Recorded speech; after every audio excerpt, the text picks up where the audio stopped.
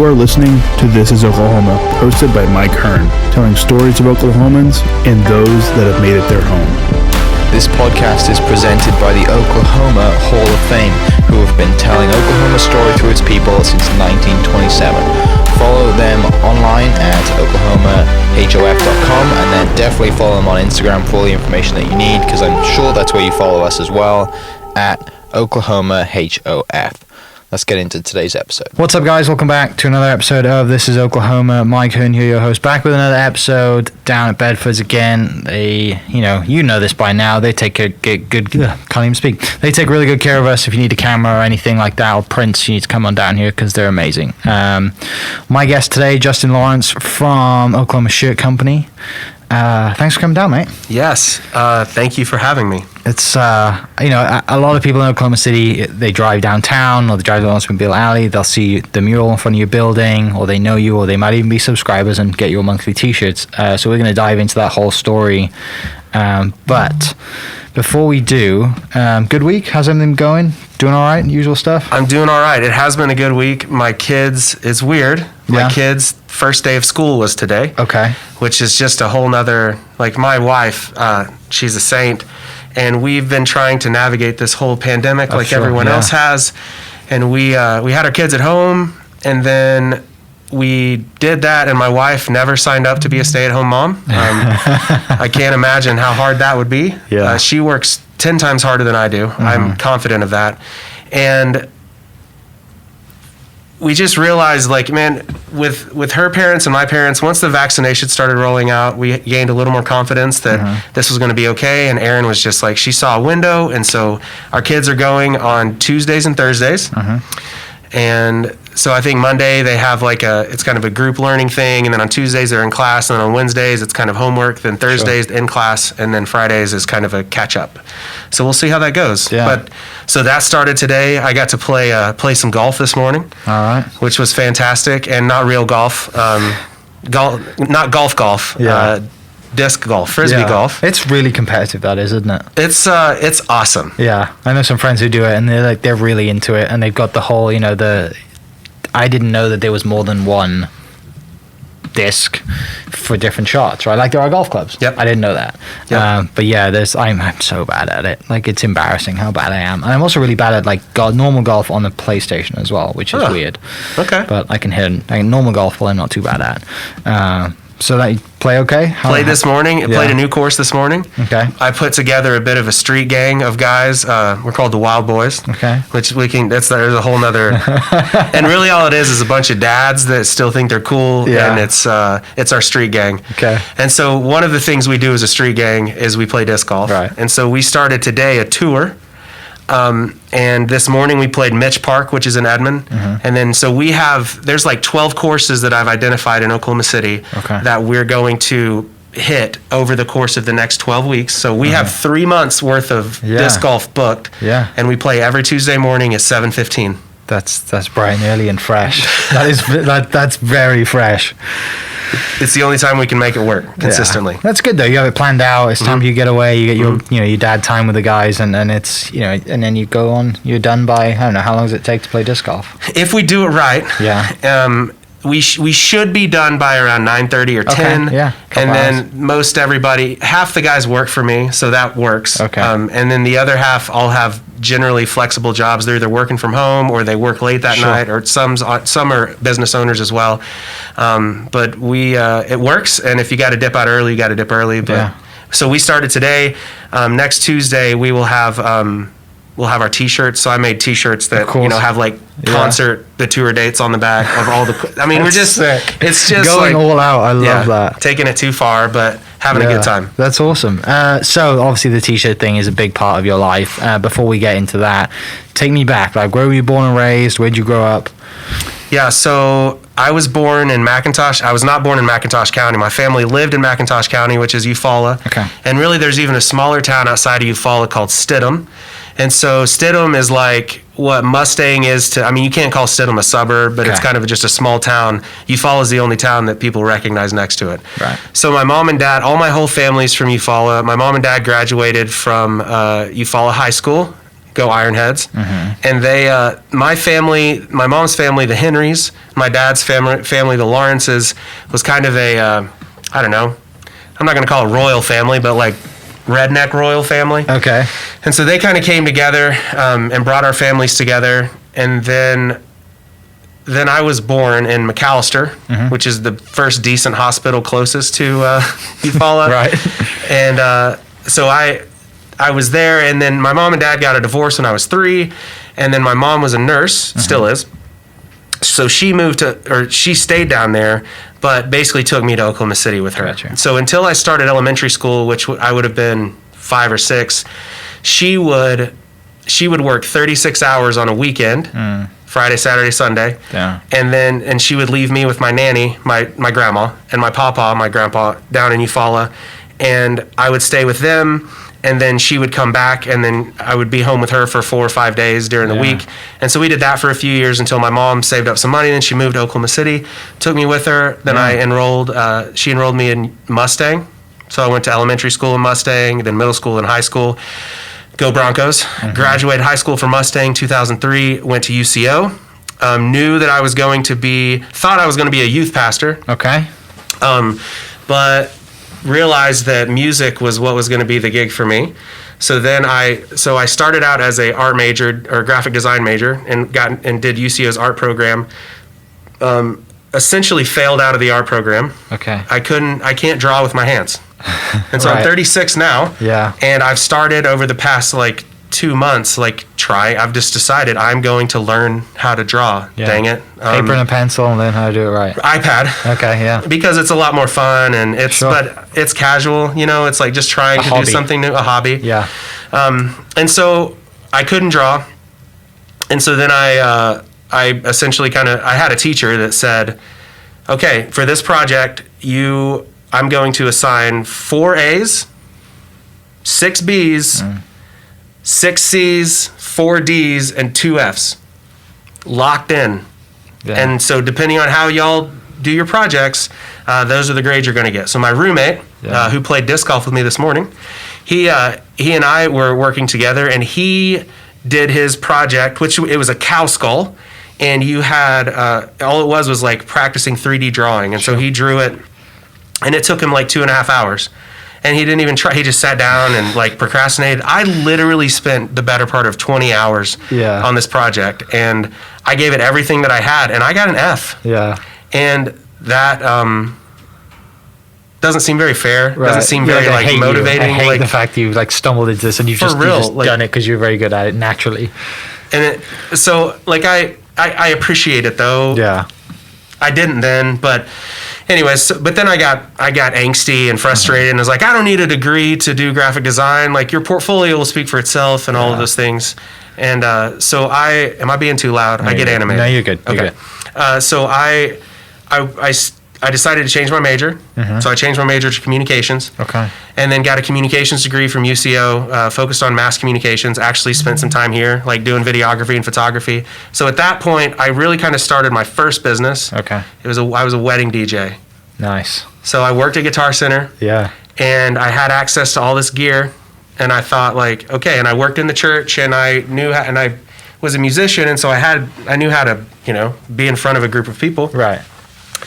And so I started DJing weddings, and then I started offering videography services for the weddings. Then I started offering photography services for the weddings. Then I looked up, and we were doing 300 or 400 events per year. Wow, that's a lot. That is a lot of events. In college. Yeah. And all I was doing was hiring my youth pastor buddies and my fraternity brothers and friends that could hold a room. Yeah. And wanted to make $100 or $200 on a weekend. Right. And all you show up to my house, and I had 6 laptops like this, and this is just when Spotify was kind of coming out. Sure. So I would download a bunch of illegal music. I'd have the brides fill out this thing of their wedding planner or wedding reception planner. And then I'd download all the music. I'd have a playlist built for them on their laptops. They'd show up to my house. They'd go in the garage. They'd grab some speakers. They'd grab a tub, and they'd grab a laptop, and they'd go off to the event. And then I would just pray that nothing went wrong. You didn't get a phone call. The Lord. But sometimes I had to stop booking myself, because inevitably, when you have 4 or 5 or 6 events on a weekend, something's going to go wrong. You're going to need to go somewhere. Yeah, so I just made myself available to do that. So, anywho, so I did that, and then when I graduated, I was still playing music all along, and I went to go work for my home church at the time, which was Church of the Servant. That's where I grew up at, and I did graphic design for them and played some music. And then I left there and went to Life Church for a season, and played music for them and sang, and that was awesome. Yeah. And then when I was done with Life Church, I went to New Covenant for a little while. New Covenant's a Methodist church up in Edmond. My best friend actually is the senior pastor there now, which is super cool. Yeah. So when I was there, I got this hankering, and so we just fast forwarded to like 27. So we just moved a lot forward. So it's funny, I haven't really reflected back on this in a minute. So then I decided, I was having breakfast with a mentor of mine who now works at New Covenant, which is cool. And he said, when you're 65 and you look back on your life, or 85 or 75, like, what do you think? What are you going to do? What do you want to do? Or what will you have regretted that you didn't do? And I said, I think I'll be sad if I never gave it a shot to be a doctor. Wow, really? Yeah, so my mom grew up, so I grew up with this nurse. Yeah. The coolest things were, like, my mom would come home. This is illegal, and if anyone tries to, like, chase me on this, I'll tell them they're lying. Statute of limitations is gone there by now is. anyway. Yeah. Yes, that's good. the right word. My mom one time came home, and she brought me a severed thumb. Are you serious? I'm dead serious. Hand on the Bible. Somebody got their thumb chopped off, and my mom put it in a jar of alcohol and brought it home. Just one night. She took it back to work. I was probably 10. Okay. Coolest thing in the world. And she brought this thumb home, and it was awesome. And then my mom also, she would, during Halloween, I don't know if you've ever heard this, but during Halloween, some people used to, like, put razor blades and stuff in kids' candy. Yeah. Have you heard that? Yeah. And it might be urban legend. Yeah. Who knows if that's actually real? Right, yeah. The funny one is, I've heard, when cannabis became legal in Oklahoma, last year and the year before, there's usually this, like, little, like, post that comes out that's like, be careful, people are putting gummies in kids' candy. And then someone quickly comes back and says, no, they're not. No, they're not. No one's ever going to give away their weed. Exactly. That's a prized possession. Right, yeah. So my mom, for like 2 or 3 years, I would come home, and I would lay out all my candy. You'd sort it out. Yeah. You got to take inventory. Of course. You have to see what Big you've done. haul. Good night. And she would say, pick 10 pieces. I would pick 10 pieces, and then she would inspect them. Yeah. And then she'd set them over here. Then she'd take all the rest of them, put them back in my bag. Yeah. And she would then take them to work the next day and ask her friend who worked in the radiology department to x-ray all of my candy to make sure there weren't razor blades in the candy. And then she would bring me back my candy, and then she would bring me back the x-rays, which was so cool. And then we'd look at my candy and like, oh, that's a this and this is that. And so all along, like, I'm getting kind of just doses and dabs because of my mom's career of just this medical industry. Right. And then my sister, when I was working at the church, we were snow skiing, and my sister got hurt really bad, and she hit her head on a tree, and she almost died. And she's dependent upon my mom still, and she was 16 when that happened, and I was working at the church, and I was probably 20, 5, 6, 7, 20, somewhere in that range. And then we just got thrust into this world of my sister my parents lived in Grand Junction, Colorado for like 40 days when my sister, because they had to get her stable enough to transport her back to Oklahoma City. So there was a 6-month stint, maybe even longer, where my parents were just living at the hospital. And my wife and I were just trying to come and support them the best that we could. So this is stirring and stirring and stirring. And so I told Scott, I was like, I think maybe being a doctor. Well, okay, so here we are. I'm working at the church. I have a communications degree that think if I got C's, I was happy. Yeah. High school, I graduated with like a 3.1 GPA. I was not a smart kid, a book smart kid. School has always been really, really hard for me. And so then I'm like, well, I'm going to figure out how to go to medical school. So I go back to UCO and I say, hey, I think I want to do this. Yeah. What do I have to do?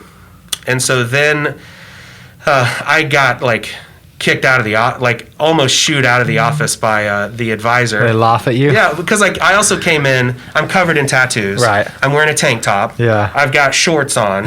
And here I am, this like... I want to be a doctor. Yeah, hey, I'm wondering what I need to get through these classes so I can go be a doctor. And then I realized like, it's competitive and it's hard, but it's the hardest thing that I've ever done, this journey. So I step in and I enroll at UCO, and then I start taking science classes. Thankfully, I already have most of my prerequisites knocked out. I also really didn't take any math or science classes when I did my communications degree, which really played well in my favor because when you apply to medical school at the time, they take what's called your SGPA, your science GPA. So science you and didn't math. have an science. And I hadn't wrecked it. Which is good. So I got to go take all of the prerequisite classes, and I think I got 1B. Yeah. And the rest of them I smoked. Yeah. And so, but I also came in as an adult. I didn't have distractions. I had super a clear passionate goal. about it. Yeah. And so when I went in and I started this first semester, I realized like, holy crap, science is hard. And it's different than making videos, and it's different than like, BS communication classes that you can almost fake your way through. Yeah. No offense, UCO Mass Comm department, but you know what I'm talking about. There's a lot of athletes that take communication degrees, right? That's the common theme of communication degrees. Is there are some 3,000 and 4,000 level communication classes that are like heavy, but you are right. Yeah. For the most part, it's not a challenging journey. So to do science right, I was because I never really learned how to study and prepare. So I had to learn as a 27-year-old how to do all of this. And so I started doing the classes, and then I realized like I can't work full time. My wife, I'd never see her. And because I was just at the school all the time. If I wasn't at the school, I was at the church. And if I wasn't at the church, then I was kind of home. And my wife was pregnant. We were having our first kid. And so I just looked up and I had these like, I can only pick two. Yeah. So I abandoned my wife and my kid, and I'm kidding. So I had to quit working at the church. Yeah. And I just said like, this is hard, but if I'm really going to go for this, like I can't do everything. Sure. And so I quit the church, but actually, so let me run back a little bit. Before I quit the church, I recognized that like I have to provide some sort of income for my family. So how hustle works, right? People talk about, I got hustle and grind. Yeah. No, you don't. No. You have two jobs, right? You're doing this, and you're selling houses, and you're a semi-pro golf player, right? If you want to start your own business, and you think that you can just like quit your job, like the people that are cashing in their 401ks and selling all their stuff and quitting their jobs and going and opening a dispensary or a grow operation or going all in, like that's not entrepreneurial. That's pure stupid. Yeah. Don't do that. Like it's rolling the dice. Yes, like it's rolling. Major some people rolling get lucky. Yeah, right. But it's like having a garage band thinking you're going to get a record deal. Right. Your intention's there and maybe the talent's there, but it takes a whole lot to make something significant happen. And so I recognize that I need to work at the church. I need to be a student, and I need to start this side hustle, whatever it's going to be. To supplement my church revenue, but I can't just like, okay, I'm going to do this now. You have to do a lot of things. Right. So my buddy asked me, he said, hey, I need you to design a t-shirt for this church camp. So I have a band. Yeah. We're playing a lot of music. Most like 5 or 6 weeks during the summer, we go play different church camps. And then on the weekends, like at churches for youth groups, they have retreats. Like we go play music at that. Right. Made a couple albums along the way. It was a lot of fun. So when I decided to do that, so my buddy says, hey, I need you to design a shirt for our camp. I said, you bet, I'll do it. And he said, who do you think I should have print it? And I said, I'll do it. Yeah. He said, you print T-shirts? I said, sure. Yeah, I'll print figure it out, T-shirts. yeah. And so he said, okay, great. I said, I'm going to need all this money up front. And he ordered like 350 shirts. Yeah. So I charged him like, I don't know, 10 or 12 bucks for the shirts. I just said, what should I charge him? Yeah. And so I took his $3,500 and that's how I started my business. Yeah. And I went and bought some terrible equipment just on whatever was the most accessible thing online. And then I learned how to screen print the same way I learned how to do organic chemistry, and that was through YouTube. Okay. Real talk. Yeah. It's out there. There's a lot of people with the same story. Information and education is so accessible. Because I imagine 50 years ago, if you want to learn how to screen print, you got to go find the screen printer in town. Yeah. You got to kind of work for him and then hope he'll take you under his wings. And it's not quite like apprenticeship. But anyways, so I bought some equipment. I learned how to screen print, and then I started making T-shirts. I was actually living at the church. Okay. My wife, my wife took a job. She worked in the oil and gas industry. She had a job here in Oklahoma City. They closed their offices in Oklahoma City and relocated to their headquarters in Tulsa. So my wife took a deal. I bought a house like my sophomore year of college when I was DJing. I did something smart with the money. Right. Yeah. Kind of. Until we tried to sell that house and we could never sell it. Yeah. So Aaron's company, Aaron's my wife. Aaron's company said, hey, if you're one of the people we want to take with us. If you'll come to Tulsa, we'll buy your house and we'll do all of these niceties for you, but you have to sign a 2-year contract. So she said, okay. So I was working at the church. I decided I'm going to go live in the church because there was a room that no one was doing. It was a room like this. It's just a random space. And I said, I can make this into a place. And so I moved in there. And my wife at first she moved to Tulsa and lived with my dad. My dad lives in Tulsa. He has a guest house, and so she stayed in his guest house during the week and worked, and then would come home on the weekends. So we did that for 6 months. It was the best 6 months of our marriage. Yeah, I'm just kidding. So she did that. I didn't see her all week. It was amazing. I got to see her on the weekends. Watching whatever TV I wanted. Yeah, no, I was studying and I was working and I was. Do you have a kid on the way at this time? Not yet. Okay. Well, yeah. So she's about to get pregnant. Okay. And she takes the job and she does it. We sell the house. I move into the church.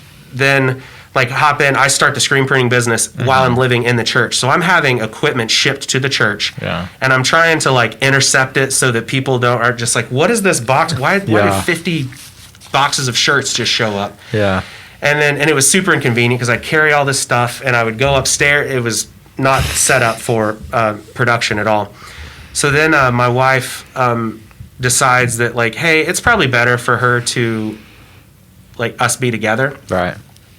And this is about the time that I'm quitting the church. And so I kind of just the business has started. I have 1 or 2 jobs a week. School is getting tighter. And then I decide that I quit the church. And so I move out and her and I go find a place that we rent. And then I moved the production shop. Well, I had a partner in the beginning. He was my middle school youth pastor. And so production started happening in his garage after we left the church. We kind of started it there, and then he took that, and then we realized division of labor. He's going to do the production in his garage, and I'm going to do sales and design and all that stuff in my house. Yeah. So that's how it started. That's how it started. Jeez, that's a lot, isn't it? It is a lot. And it. Where does the passion for music come in? Because that's kind of what leads you to being creative. Was the passion for music be the first creative thing that you do? Because from listening to all that, it's music and graphic design that comes to me from that, right? Where does music come in? Where does graphic design come in? Sure, music comes in, man, from the beginning. As early as I can remember, I was in the small town, the Eufaula, Vivian Baptist Church, Christmas production, singing. My mom had me in voice lessons when I was a little kid. Yeah. When I went to middle school, that was the first opportunity I had for formal music, and so I joined band. I played saxophone for 6 years, and then I quit and started a rock band. So it's come from mum initially putting you in it as something to do? Yeah. Because she loves music, I assume? My mom's a musician. And then it grew into a passion. Yeah. Okay. And that's one thing my mom always did. You know, I probably should have been medicated heavily as a kid. Yeah. But a lot of energy. Oh yeah. And going to medical school, like when I was in college, I realized like this is really hard. And then my friend who had just graduated med school, she's like, "Yeah, you probably have ADD. You should go get that checked out." And so then I went to my doctor and said, "Hey, I'm not just like Adderall shopping. What do I need? Like I really do need think help I have a for problem. this stuff. Yeah. What's going on?" She said, "Well, let's send you to this psychotherapist." And I did this big panel evaluation. Turns out I scored in like the 90th percentile of having ADD, and she's like, "I don't know how you've lived your life this long. How have you been functioning?" Coping mechanisms. Yeah. And it's funny, like I always have all doing of these, something. Yeah, but like a calendar, or I just have all of these things to keep all of my crazy managed. And without those things, like my anxiety goes through the roof and I just go crazy. Right. So yeah, music was, my mom she didn't medicate me, and she said yes to everything. She said, this is one of the crazier things she said yes to. When picture this, I was in definitely 7th grade, maybe 6th grade. So how old would I have been? Probably 12, 13? Sure, yeah. And I got into, this is the second business I started as a kid. My first business was I mowed lawns. Then my second business was I was a magician. Okay. Learned a lot of tricks. And I found out a lot of secrets. There is this thing in Oklahoma City that used to meet at the fairgrounds in the Contemporary Arts building. Yeah. And it was called the Oklahoma City Magic Club. Okay. And my buddy Corey, who played trumpet in band with me, he said, "Dude, you should come to the Oklahoma City Magic Club meeting with me." And here's what Oklahoma City Magic Club was. First of all, it was fantastic. Yeah. And it was healthy, and it was sweet, and there were 25 older men, and then there were 15 young boys. Yeah. And it just, the optics of it was didn't a weird look mix, great, yeah. but then it was honest. Yeah. And I had a guy that was kind of mentoring me, and my mom knew him, and so she felt safe. But my mom just let me do all of the things. So she would bring me once a month to our monthly meeting down, and she would sit in her car and do God knows what. Yeah.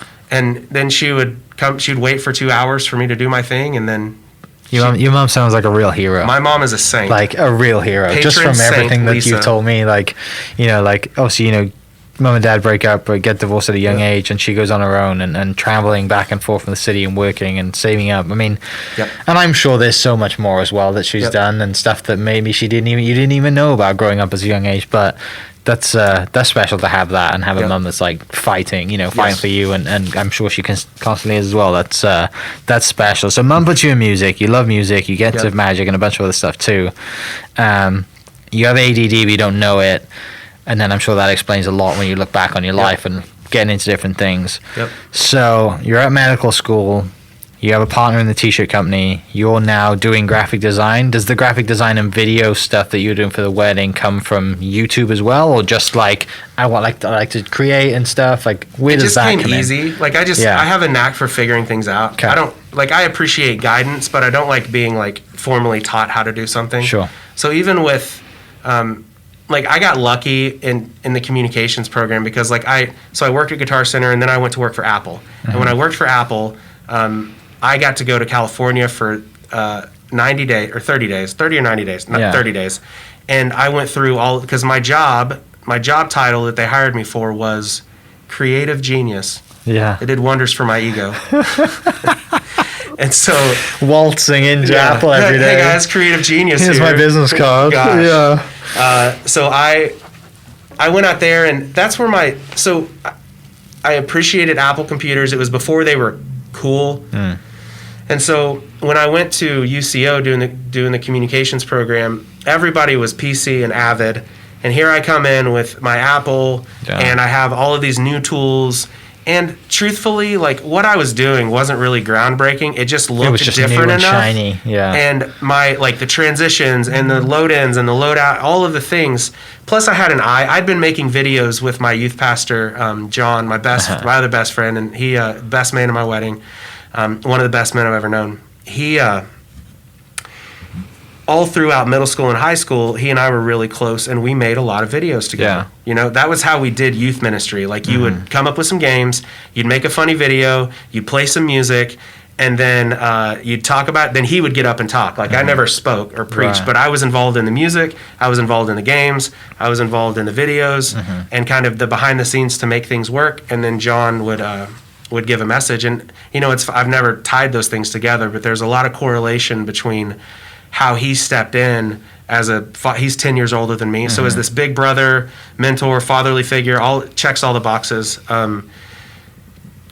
Like, my mom just gave me canvas, like, hey, just create, and didn't say no, didn't tell me I had bad ideas, didn't say, oh no, you should do it like this. Like, that's all I do. Everybody around me, I'm like, no, do it like this or do it like this. But one of the two most influential people in my life, for sure, would be my mom and John, and they just gave me space, to make dumb things, to make awesome things, but they celebrated the fact that I was making more than the fact that, like, what the product that I had made or how I could critique it, and that's really special. Yeah, and there's something there.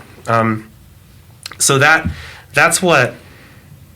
So music I've always woven music into kind of everything that I've done, and so. With DJ stuff, it was kind of production music. When I went and worked in the church, I was playing music.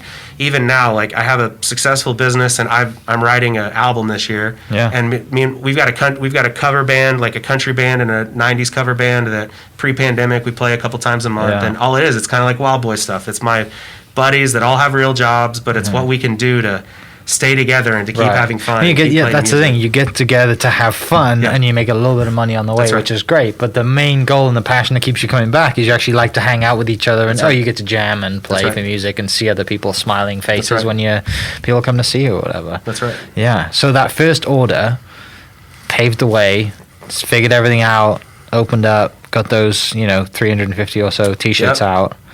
And it was hard. Where do you go, and you're still going to school then? Yeah, so from there, I quit the church. Me and Aaron move. Then I have this idea with my partner one night. Like, I tell him, I'm like, hey, dude. So, because at the time, this would have been 2003. Okay. Nope, 2013. 2013, I realized, like, Oklahoma is pretty proud of itself. All the Thunder T-shirts are starting to kick off. Right. Like, Opolis is popping That's up, right. and all the competitions popping up. Like, everyone Blue loves 7, all the wearing rest a of it. shirt that says Oklahoma or has something to do with Oklahoma. Basically, just points to our state. Yeah. And what's really, I'll get to that here in a second. That's really special and unique. Yeah, it doesn't happen anywhere else. It doesn't happen in the UK. It happens. It happens in the States, but there are a few states in the U.S. that it happens, but not all of them. Not all of them. Yeah, Texas would be one of them. You would be surprised. Texas is, but I tried to put in the cart ahead of the horse. But so I recognize that Oklahomans want T-shirts. Yeah, they're buying these shirts. I'm buying these shirts. I was buying them like crazy. Right. And I thought, like, okay, I can design a shirt, I can manufacture a shirt, and I can distribute a shirt. And what if I just and what's funny is in 2013, none of this technology exists. Right. When I try to describe this program to a person, you have to, like a subscription-based program, we have to tell them, it's like a magazine. Yeah. And people were like, what do you mean? Like, I take your credit card, we're going to charge it on the 1st of every month, and then I'm going to ship you a T-shirt on or around the 1st of every month.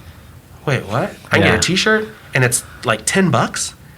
Yes. Because every other shirt was like $25 or $30, and it's still crazy to pay $25 or $30 for a T-shirt. Yeah, it is. I sell a lot of T-shirts, and I have buddies that still sell T-shirts for $25 or $30, and they've made a living off of it. Yeah. But it just feels like, why? Like, you don't need to sell a T-shirt for $25. I get it. If you're a boutique and you're buying and then reselling and marking up and trying to make a profit, and you only sell one or two of these a day, limited runs or whatever it is, I can appreciate that. But at the end of the day, like, you can't. I think it's borderline unethical to sell a T-shirt for $30. Right. So I created this subscription-based product where I had to take like PayPal, and then I took at the time it wasn't even Shopify. It was so it was PayPal, it was Google Docs, and it was basically a web platform that's like Shopify that allows you to build a website. And then I called my buddy, and I said, he worked at Life Church, and I said, you Yeah. have to know someone who's a web developer because I need some help. Right. And so he got me tied up with my buddy Scott, and we together built this platform where then people could go online and subscribe, and it would charge their card immediately because I needed to capture the payment to make sure it all worked. Yeah. Well, so then I designed a shirt that was the intro shirt, and that shirt we shipped to every single person So the whoever day signs up, Yeah, get you it. sign up on the Yeah. 12th. We're going to send you You get that a shirt, t-shirt, yeah. and then you'll get your next shirt on or around the 1st of the next month. Okay. So, because of like all the music that I'd played over the years, because of the UCO thing, because of Mustang, because of Eufaula, because of my mom, because of all these different Oklahoma City Magic Club, Church of the Servant, like all these different circles I had, I just put it up on Facebook in January of 2013. I said, hey guys, this is what we're doing. Yeah. And then like in a few days, 100 people signed up. That's crazy. It's crazy. And I was like, okay, this is kind of cool. Yeah, now I've got to go make 100 t-shirts. Yeah. Or design the first month. Yep. Yeah. And so that kept going, and all the while I was also I was going to school. Yeah. And so my partner is making shirts in his garage. I'm designing, going to school. So fast forward 6 months, I hire my first employee to help me. Because I need to change my size, or hey, customer service issues, taking shirts and putting them in bags. Because we had about 600 or 700 subscriptions in the first 6 months, and then that's kind of when it all reached a head. Me and my partner, he and I, for a long time, had talked about like being content with working in our jobs. He was a youth pastor. I was working in the church, and we were actually working at New Covenant together. Yeah.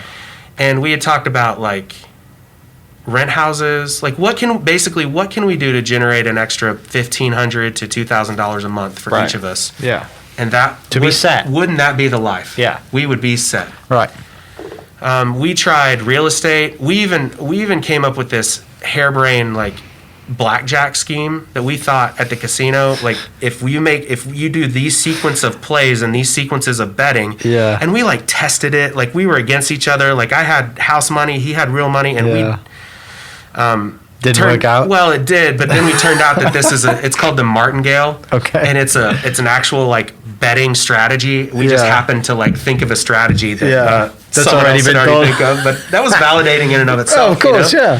So anyways, we eventually reached this bit of an impasse of we were generating revenue, and he was very comfortable with the money that was coming in, and I was just like, no. Yeah. This has the potential to take off. Not even that. Really? I'm not even going to give myself that much credit. I'm just not going to hit the brakes. Okay, that makes sense. Like all gas, no brakes. Yeah. If there's more, there's more opportunity. Yeah. And he was just like, well, and then this was my first, so I had another partnership. I had a partner in the DJ business. Okay. And we ended up splitting. Yeah. And then I have a partner in the shirt business. We end up splitting. I have a partner in other businesses. Yeah. I've dissolved 2 partnerships in the past 2 years, and thankfully my wife is still around. I'm sure that I'm a hard partner to be in partnership with, but also like buckle up. Yeah. Hang on. Yeah. I know that the people that I have been partners with, like, I'm sure that I'm difficult to work with, but also like I'm here. For like, good reason, though. Yeah. Right? Not because you're not showing up, Yes. not because you're like slacking or Yes. whatever and all, Yes. because you're like actually like 150% in. Yes. Yeah. I'm grinding this thing as Yeah. hard as I can. And I will stop when I either lose interest or when we've reached the bottom. Right. And when we can't do anything else with it, then cool, let's figure out the next thing. Yeah. So we end up splitting, and at the time it was just like we had 600 or 700 subscriptions, and we were in his garage, and we didn't really have we were printing a couple jobs a week. I was doing all the design, and so I basically just bought his equipment from him and then paid him for a year based on residuals from the subscriptions. And it was better at the time, we were trying to be real intentional about we want to preserve our relationship. Well, we haven't really spoken since. Okay. Ironically, about a month ago, I just finally said enough. And not that I'm the bigger man by any means, but I just sent him a text and I said, we have to reconnect. Yeah. We were once best friends. We've done so much life together. I miss you. Let's connect. Now we haven't connected yet, but it's at least like we're Step walking in the right towards each direction. other, which is Yeah. important to me. Yeah. All of the partners over the years that I have not been with, my spirit, the Holy Spirit, like my gut, my soul, whatever, eventually wins. And I am like, okay, I have to go make this right. I don't know what making it right looks like, but I can apologize. I can own my stuff, and at least be a man about this. Sure. And for whatever. So Yeah. we split up, and then we're just back on down the track of me and Amy. Amy is who I hired, and she came with me, and then we started we really started doing it. I was able to release some reins to her, some power to her, and let her run with the subscriptions, and she created a beautiful community, and we all came from the church. So Amy worked in the church, and so that was the analogy that we've used all along is, hey, treat these people like a congregation. Yeah. You know, just take care of them, be honest, be transparent, come over the top with customer service, and she was doing that, and we were printing in my garage. Yeah. So after we dissolved the partnership with my partner, we moved all the equipment to my house. Then Jaron, the guy who plays bass with me, or played bass with me in our bands and still does, he started printing in my garage. Well, he was printing with me and Trey a little bit, but then he really started printing a lot in my garage. And then I was able to make a way to just hire him full time. And that's kind of when it started. Jaron's still with us today. He has grown with the company. He was production manager, and now his job title is linchpin, which is just this mysterious, like the book. Yes. Yeah. And so I just want he just shows up to work every day and always is just making the place better. Yeah. And so we fast forward. My wife eventually kicks us out of the house. She says, "Listen, y'all, we have our kid," and she says, "Y'all, like the guys are being loud in the garage." Are you still studying at this point? Oh Lord, yes. Yeah. So this I'm is the hell-bent. medical. I'm not in medical okay. school yet. All right. So I have yeah. 2 years of Yeah. I have 2 years of classes I have to take. Got you. And then I have this huge test called the MCAT Okay. that you have to prepare for, and then that test is basically the key that gets you into Got medical you. school. Yeah. So all this is going, and you're still studying. Oh Lord. Yeah. And I'm not sleeping. I'm living at the school. My wife was just a trooper supporting me through all of it. And so she kicks us out of the house. And so I take advantage of that to go find our first shop. And that's in Edmond. And that is like 2 miles from UCO, which is crucial because I'm thinking, okay, there was an office, that was half the size of this room. And I said, this is where I'm going to study. And then I'm going to let everybody else run the business over here. And so there were 2 offices. Actually, there was one slip, and then like 2 months later, we took the slip right next to us, tore the wall down. And so then there were 2 offices, and I took the other office and made it my study dungeon. And then the other office is where like we had a salesperson, we had a graphic artist, and then they were running the shop. And we did that. And at UCO, like I found a group of guys that I was studying with, and kind of our MO was we would go to class all day, then we'd go home for a little bit, and then we'd all come back up and we'd stay at the school from 8, usually 6, 7, 8 till 2 or 3 o'clock in the morning, just studying. And there was a little bit of messing around, but it really was like we were studying. Hardcore, yeah. And we were setting the bar. Like we were the best science students. Like everyone, and people knew it, and the teachers loved us. And I became a TA in the biology department, and so it was just like we were doing it right. Yeah. And we were having a good time, and we were having a clean time. Like we weren't drinking, we weren't doing anything crazy because But it was enjoyable. It was you enjoyable. can't study for that long and not have some fun to break it up, right? Because then you just burn out. Those guys, that season, we still text each other. Most of them have grown on and are doctors now, and we text each other back and forth. It's awesome. But we were in war together. Like that was one of the hardest seasons of my life. And so when so that goes on for a little while. Well, then I take the MCAT. And my score isn't good enough, and so then I take it again, and I do better, and I submit my application, and I knew I wanted to go to OU. We have one medical school, we have one MD program in Oklahoma, and that's at OU, and then there's a DO program that is at OSU in Tulsa. And I knew that I wanted to be an MD, and I knew that I had to stay in Oklahoma because there was too much going on. I also knew that I didn't want to own Oklahoma Shirt Company. And as soon as I was a doctor, I was going to either give this away or I was going to sell it to like Amy and Jaron Right. and Logan and the people that were running it or something. But it wasn't a long-term play for me at all. And so I take the test and I apply. Well, I get into medical school at OU, which is cool. So then I decide to move my business downtown. And so I was just driving around downtown and I saw that building. Yeah. That was it was the middle building. There was just a warehouse. And I called and it was very reasonable rent. And I said, okay, we'll do this. So then I had that summer, basically, like starting in May is when I think I like locked it up. And then I had May and June and July to get the business ready because school was starting in August. Right. So they stayed up in Edmond working, and I most days was down in Oklahoma City, demoing out, trying to lay out the space, get things going. And so we got that going, and then I started school, and then the business just kind of freezes. So at that time, I bet we had 12 to 15 people working there. Amy's there, Jaron's there, Logan's there. I have a guy named Wopsel, which is Amy's husband, that's helping me run the spot. And I'm like, you guys just gotta no, not Wopsel, Brian at the time, our first sales manager. I said, y'all have to run this. I'm going to school. I will check in as much as I can. And we moved the business. I built a study dungeon at Oklahoma Shirt Company, which is my conference room today, which is where I still office, which feels really good. Yeah.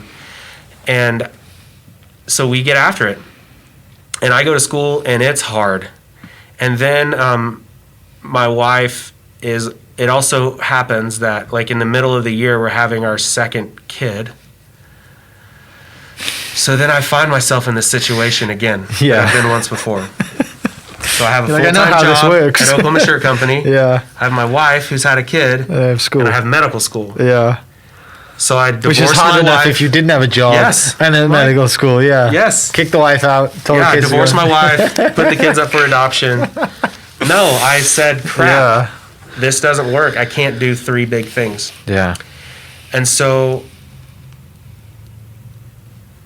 I talked to my wife. I talked to everybody that would talk to me, seeking mentorship, seeking discernment, seeking wisdom, because I became obsessed with getting into medical school. And you have to. You have to. That's the only, It's that hard. You have to. And you got to go all in. You got to go all in, and then some. Yeah. And so I finally reached this piece after talking to a really great man by the name of Dr. Norman Neves. He was the guy who started Church of the Servant. And he told me, he said, Justin, you keep telling me this story and you keep talking about it like it's a fork in the road. I have to abandon medical school to do this. Yeah. And he said, it's not a fork in the road. This is a journey. And this is just the next best thing that you have going for you. And guess what, dude? You get to take all of those experiences with you. Right. So you should walk into this next chapter of your life and hey, you climbed that medical school mountain. You did it. You're not a doctor and you're not doing that. But also, guess what? Your kids are now 2 and 0. And your next 10 years is not you're going to have zero control over your life for the next 10 years. You're going to be working a lot. And you're going to look up when you finally have your freedom and you finally have financial stability. Right. Your kids are going to be 10 and 12 Yeah. and they're not going to want anything to do with you. Yeah. That's a good conversation to have at that time, isn't it? That's a smart man to tell you that, right? I mean, it sucks, a time of life or whatever, and you've worked your ass off to get there, but at the same time, it's you needed that conversation, right? And so I quit. Yeah. And it was hard, but it was also okay. I still have peace about it. I literally think about it every single day still. Yeah. And it also doesn't help that we moved from Deer Creek and we live in downtown Oklahoma City now in a neighborhood called Mesta Park that we love. And and my shop's there, and so it's great, but I miss it. I don't regret it. Right. But I certainly do miss it. Yeah. Yeah, that's huge, isn't it? But no, going from that day of walking in there in your tank top, covered in tattoos, wearing shorts, to them laughing at you, right? Yep. To like, you know what? I became like one of the best science students, and I actually got in. And okay, life, happens, and it doesn't go that way, but I did it, right? Like you did what you set out to do, was to get, which is amazing. Yep. So that's pretty awesome. I love that. I mean, it's obviously at the time it was a tough decision to make, but you've got to, when you have that conversation with, and it's needed, and you've got a young 2-year-old and one that's being born, and a wife that's been with you this whole time, and it's just like, who knows what could have happened if you'd just, I can do all this, and who knows where you would be right now, wife. I would have failed out of med school. Yeah. I would have lost my marriage, and Oklahoma Shirt Company probably would have been fine. Yeah. Which is run itself, right? Because I had I had people that I trusted. Well, it's subscription based too, right? Isn't it? Yeah. Well, I say that at the time. And we were doing custom screen printing. Yeah. And at that moment we had. So this is 2016. Okay. I quit school. I come back. Guess what, guys? I'm back. Yeah. They're like, oh, great. And now there's nothing, like, I don't have anything vying for my attention other than my wife and children and Oklahoma Shirt Company. Yeah. And so it's 2016. We have about 12,500 subscriptions.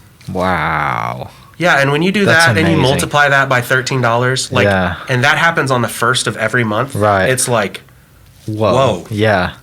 Yeah. Like that's a significant amount of money. So I took all that money and I continued to just roll it back into the business. Oh. And so if you look at Oklahoma Shirt Company today, our size, we are the size of a print shop that should be 15 or 20 years old. Okay. And the reason that we are the way we are today is because, one, I had a job every month that I had to print 12,500, shirts every single and also month. Ship them to the right places every month. And we were growing into a really busy custom shop. Yeah. And that's, I did recognize at that point, and I'll own this. I said to multiple people, a subscription-based T-shirt model based on Oklahoma is not sustainable. It's non-contractual. People can quit. They can sign up. Yeah. People's credit cards change, or It's someone all loses it, and all the rest of it. Yeah. Yes. Yeah. You wouldn't believe how many people subscribe to a product that ends up being $13.04 after shipping, handling, and their cards decline. Yeah. And there was a guy that said, "Hey, can I pay you with this different card because they garnish my wages for my child, and if you try to take the money, then there won't be money there." And I was just like, dude, if you can't afford a $13 T-shirt, you have a lot of bigger issues. Right. And also, give me your kid's address because I'm going to send the shirt to your kid. Yeah, I will give you T-shirts. Don't worry about it.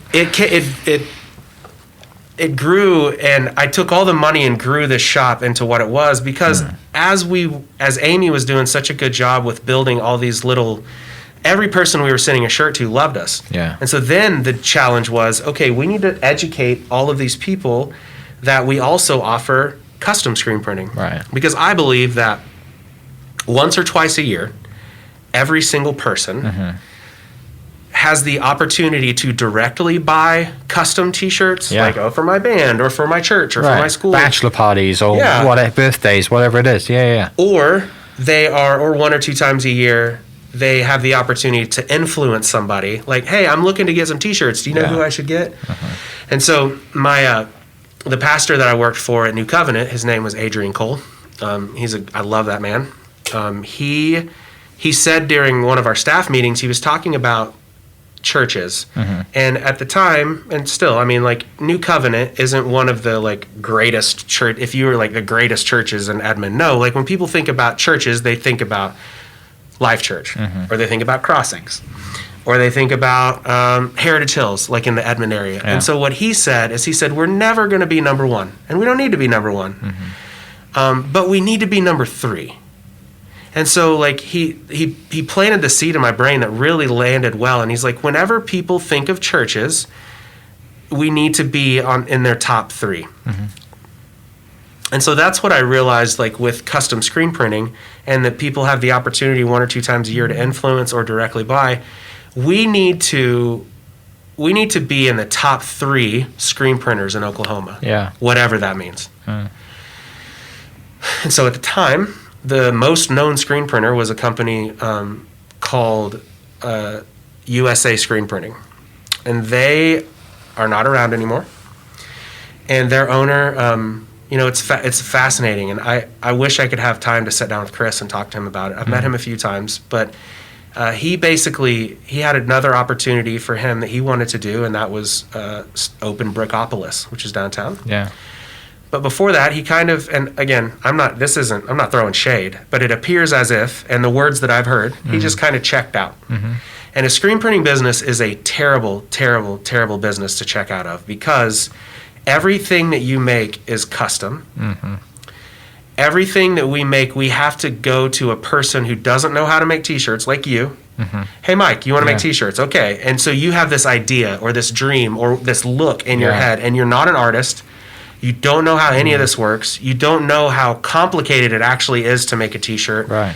We today have 46 people that work at Oklahoma Shirt Company, and it doesn't matter if we're printing 12 shirts or if we're printing 12,000. I bet there are 18 different hands that touch an invoice before it comes to life. Wow. That's a lot of people. It's a lot of people. Yeah. And it also is something, so the analogy I give about a screen printing company to my friends is I say, okay, it's like this. Mike, I have a pet T-Rex, and it's awesome. And you tell everybody, like, hey, dude, Justin's got a pet T-Rex. This thing's cool. And I like to brag about my pet T-Rex. And guess what? My pet T-Rex, I have to feed it like 500 pounds of meat every day. Dude, my payroll every 2 weeks is like $55,000. Yeah. Every 2 weeks. Yeah. And that's still like, what? Yeah. And we have to earn that by printing T-shirts. So my T-Rex has to eat 500 pounds of meat every day.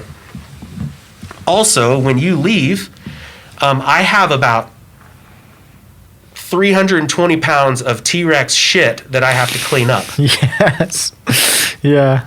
And also, Yeah. if I turn my back on this thing for more than 1 minute, he will eat me and I will be dead. Right. And then he will die because he doesn't have someone feeding him and cleaning up his mess.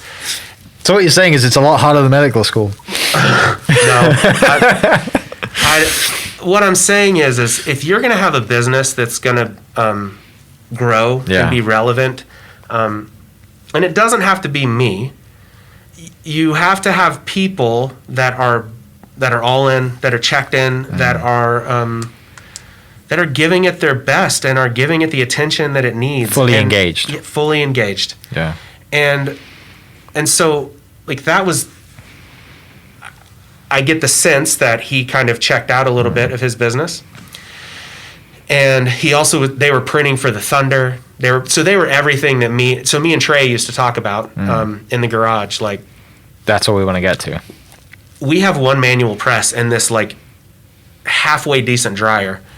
I bet we could print all 20,000 of those shirts. How could we do it? And we'd run the numbers and like thinking that like I'm going to get the opportunity to print these Thunder shirts. Right. And so like we print for the Thunder now, which is cool. Yeah. And we print, and it's not 20,000 shirts. It's actually 20,000 shirts, but it's either 40 or 60,000 impressions because we print 20,000 fronts, then we print 20,000 sleeves, then we might print 20,000 backs. Yeah, they don't just have a little logo right here, do they? That T-shirt is loaded. And then we have to do it again in 2 days. Yeah. So we have to turn around like 60,000, For 40 playoff to 60. season. Yes, that's right, playoffs. Yeah. So we've got to turn that around in like 36 hours and then do it again. So for playoffs, do you print them before you even think that they're coming back, or do you have to wait, and then once you know that they're coming back, you're like, okay, now we have to start, like, press go, and that's gone? So what's nice is, so USA Screen Printing did the Thunder shirts when we made our Western Conference Finals run. Okay. The past 3 years that we've done it, we've only done, like, the Thunder has only gone into the second game, or the second round. Right. So for the first round, depending on where our seed is, if you're in the lower seed, then your home games, the first 2 games you're a visitor, which is what we were. Yeah. If you're in the lower 8. If If you're in the upper four, if you're in the lower four, like 5, 6, 7, 8 versus 1, 2, 3, 4. So when you're in 5, 6, 7, 8, the first 2 games are away games. Then the next 2 games are home games. Then the next game is away. Then the next game's home. Then the next game's away. Got you. So you're off the bat. You got 2 games. Bam. Yeah. So we had 2 weeks. Yeah. Really, once we clinch the playoff position, they say go. Yeah. And then we have 2 weeks to print 2 rounds of shirts, which is great for everybody. Right. It's when it goes to game 7 that it's problematic. Yeah. Because if it goes to game 7, then we can't. The next playoff game is 3 days later. Yeah. So we can't start printing until like midnight that night. When we win, then it's like. But also since it's maybe it's 2 days later. It's 2 or 3 days later. Yeah. But we have a window to print, and then we have to get them the 20,000 shirts. Then they have to get them on every seat. Yeah. And they also aren't trying to do that, 5 hours leading up to the game. Right. Yeah. There's other things that other people are trying to do. So, yeah, it's. So you guys, if you make that game 7, or have we had that yet? We have no. So okay. So if that does happen, hopefully this year, we have next shirts year, in boxes. are you guys like, as soon as they win that game, or as soon as you get to game 7, will you guys be at the warehouse being like, okay, we're making it click go, Yeah, the last and we're just time gonna work it was all night? me, my operations manager, and production manager. We were up at the shop watching the game. Yeah. And we'd put everybody on blast. Yeah. And we said, hey, if we win, this is what this means. Yeah. And what was going to happen was I was going to take everyone was showing up at 5 a.m. and we were all going to work until we got it all done. Yeah. And it would have been around 7 or 8 p.m. and it would have been awesome and hard. And brutal, but it would have been. It's also a really big. So the biggest trophy, in my opinion, in Oklahoma, as a screen printer, if you're competitive, Yeah. that's the biggest job our state has to offer. Yeah. There's nothing bigger than that. Right. The Memorial Marathon is cool, but you get like 3 weeks to print that. Right. and Yeah. There's no pressure. That's right. No And deadline pressure, and the most qualifying question that people ask about screen printers in Oklahoma is like, who prints the Thunder shirts? Yeah. Do you guys print the Thunder shirts? I heard that, and it drove me crazy. It was maddening. You're like, guys, these guys. It was maddening. Yeah. And so I'd always wanted to do that. Anyways, so with the subscription product, it continues to grow. So I'm back in the helm. I'm working with my team, and then we decide to grow, and we're going to go for it. Yeah. And so being in downtown Oklahoma City, which is crucial to our business model for now, the building that we were in, it's not like there's a yard next to us where I can build something, Right. let alone own these buildings. So next door is a yoga studio, next door is a car dealership, and behind us in the alley on 9th Street is the Chesapeake Boathouse, where they built, or where they worked on the kayaks and they repaired them. So Chesapeake moves out. And so I find out the landlord of that, and I'm like, okay, I don't need all of this space right now, but when I do need it, this is not going to be available. So I guess I have to take this warehouse. Yeah. And so I took the warehouse and I built out a section of it. And my buddy who is up in Edmond, next to my other shop, who's done all my tattoos. His name's Matt Gibson, Black Magic Tattoo. You should get him. You'd enjoy talking to. Yeah. Let's do it. So I was like, dude, I've got this spot. I've got 2,500 square feet. I need to rent. Why don't you come take half of it? I'll put my sales office in the other half. And so he came down, and it was cool because we really enjoyed being next to each other. And so we got Matt set up, and then the warehouse, we took it over, and there was a yoga studio next to us. And eventually, they left, and so I took over their lease. And then eventually the building came available next door to us. That was the car dealership. So I took that building and started another business over there. So it's right like where Camps 1910 and Automobile Alley, but like Iguana and all that stuff. We're right there. And so it doesn't make a whole lot of sense to do manufacturing downtown. We pay a lot of money. We pay almost $20,000 a month in rent. It's atrocious. Ridiculous. Yeah. But it's important. Yeah. And I'd like to eventually own the buildings if I can. And if I can't, me and my landlord, he's a very kind man, and he's a restaurateur and owns lots of businesses in Oklahoma City. And I'm trying to get him to sell me the building. If he doesn't, then I'll probably be forced to go find a piece of land Build a somewhere warehouse off in the Broadway country. Extension, and build a build a manufacturing facility that, Yeah. because it's hard being downtown. You know, our production facility is on Right. 9th Street, and then our sales office is on 10th Street, and our warehouse is on 10th Street, and so there could be some. It's expensive real estate to have. Yeah, but it's Yeah. also not super efficient. Right. You know, we should receive raw goods here and then move them to here, and then they should get decorated and they should go out right here. Gotcha. You know, when we're printing 50 to 60, 75 jobs a day, there's a lot of back and forth that, Yeah. like just ants, you know, coming out of the anthill, going all over here, and then bringing it back to the anthill and doing something with it. Right. So that's what we spend a lot of our time. That's what I spend my time doing now, is trying to optimize the business, make sure that it runs well, make sure that I'm trying to prospect new accounts. But we have a good sales team. We have a great customer service team. We have 4 graphic artists that are insane. Our production department is, I believe, we're the largest screen printers in Oklahoma. Yeah. But I believe we're some of the best screen printers in the region because of our people, and like they really give a damn. Like Yeah. the craftsmanship matters to them, and it's not just like, oh, print another T-shirt. Right.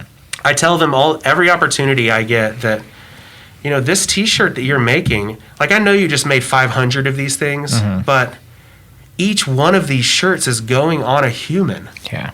Like there's some intimacy involved in that. Like Right.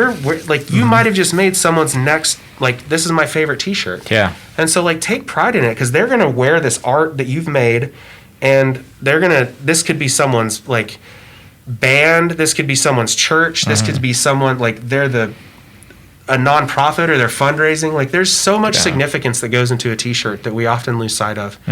And so that's where we are. That's what we're doing. It's such an that's awesome journey, isn't it? It's Oklahoma just Shirt Company. yeah, it's like, I mean, there's a lot to take in, and It I'm is. sure we could sit for hours. But what was it like when you first saw somebody out in one of your T-shirts? Oh, I love it. And you didn't even know who, you didn't I know love them. it. Like, what was that experience like? Well, for and you? what's the funnest part about that is me and Amy and a few of the people early on would take pictures, because when you're peppering Yeah. primarily Oklahoma with 10,000 plus shirts of the same shirt every month, Yeah.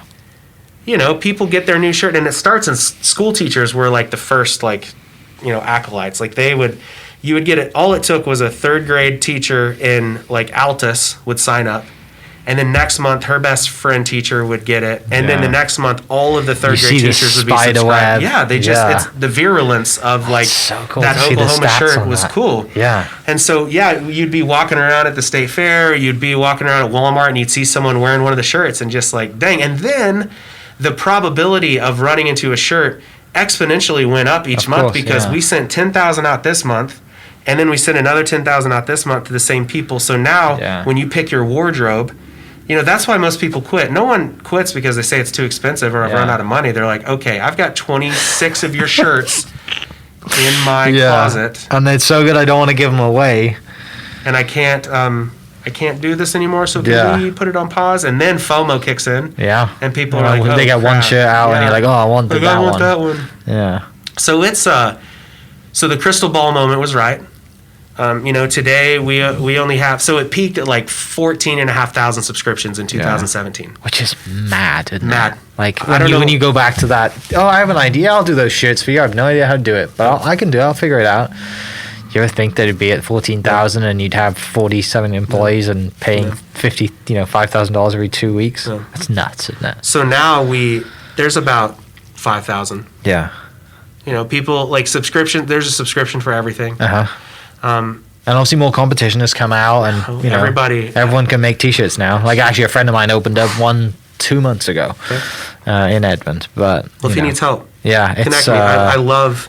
yeah. I spend a good part of my time. UCO like- grads too.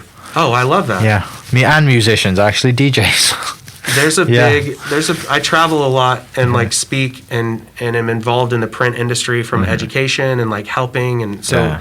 I love that. Like I want to be a player in the industry that I'm in, and it's not about trade secrets. There's no secret sauce. There's no, it's you do what you say you're going to do. You be kind and try hard and have fun along the Yeah. way. And so tell your friends legit, like Yeah. if they ever need help, because I promise what will happen. I didn't have any buddies. They're going to have a piece of equipment that breaks. They're going to have a job that they're in over their head. They don't know how to do, or Right. they're going to need something. And having buddies is is helpful. Yeah, I love what you said earlier. About to your employees, like we have to treat this like a congregation. Yeah, like that goes a long way. Regardless of what size it is. And then the spiderweb thing happens, right? Because you treat people well, they tell their friends about it. And you take care of your core group of business, and it just takes off, which is amazing. But I know we could sit here for hours and talk. I'm sure people listening are either done with their walk, or they're exercising, or they're almost on their way home. How do people get in touch? How do people follow you? How do people, either collaborate or want to design or whatever? How do they do all that? I live on Instagram. Okay. So Justin T, as in Tyler, Lawrence, and it's LAWRENCE. So at Justin T Lawrence, Instagram. And then Oklahoma Shirt Company, Oklahoma Shirt Company on Instagram and Twitter and Facebook. But really, Instagram is where we hang out a lot. And then my email address is justin@oklahomashirtcompany.com. Would love to help in anything that we can do. We do tons of philanthropic things in Oklahoma City. If you need sponsors for events, if you all that stuff. I mean, people hit us up regularly. It's a big deal to me that we give back. We've been given so much, and I want to. That's how I spend a good part of my time doing that too. Yeah, that's awesome. Well, great. Mate, thanks for coming down. Really excited to share the story. Really excited to hear the reviews on the listens. It's fascinating business that everyone will know about, and just great backstory that, it's something that was, you just took the risk. I'm like, I can figure out those shirts, and now we have this awesome business. So, absolute pleasure. Thanks for everyone for listening, and we'll catch you next episode. Cheers. This podcast was presented by the Oklahoma Hall of Fame, who've been telling Oklahoma's story through its people since 1927. Follow them online at oklahomahof.com and definitely on Instagram at oklahomahof. Catch you next episode. Cheers. Thank you for listening. We are inspired by those around us and hope that you are too. Make sure you subscribe to this podcast on your favorite podcast platform and leave us a review so we can keep telling your stories. For more great Oklahoma content, follow This Is Oklahoma on Facebook and Instagram.